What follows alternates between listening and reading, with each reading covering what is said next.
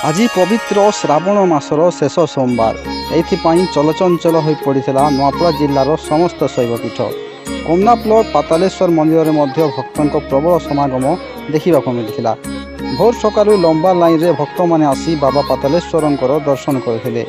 पड़ोशी बरगढ़ बलांगीर समेत राज्य तथा राज्य बाहर हजार हजार भक्तों समागम होता।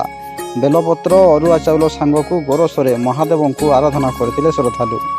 मंदिर बेड़े थिबा वृषभ को पूजा अर्चना करने सह कान रे मनस्कामना प्रकाश करथिले।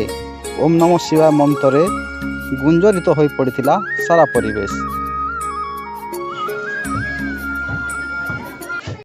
तपन कुमार जेना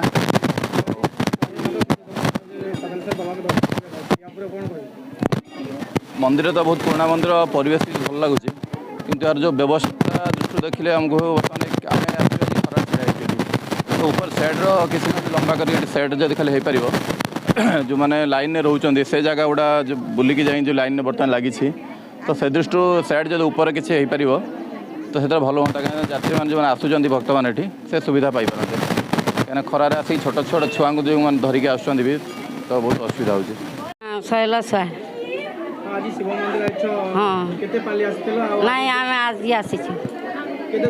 आम मांकी बाहर आईचु जोगी मुंडा पाख आम यहाँ आईचु घर यहाँ आईचु भाई घर आईचु भल लगुच। हमारे पातालेश्वर मंदिर है बहुत पुराना मंदिर सुविधा नहीं नईने पानी फाणी भी सुविधा मेन बेले एत भक्त आसन भक्त आसिक किसी भी खरा पूरा सका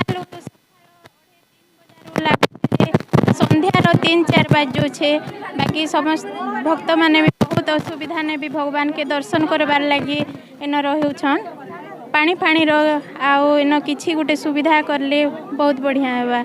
इन के जिते भक्त आसन सब बाहर भी आसुछन आमर पाखर आखर भी आसुछन लक्ष लक्ष भक्त भीड़ होछन बाकी पुराना मंदिर बोली करी भी कहे भी इतिर ऊपर एटा नहीं करबार किसी गोटे सुविधा कले बहुत भल हेता।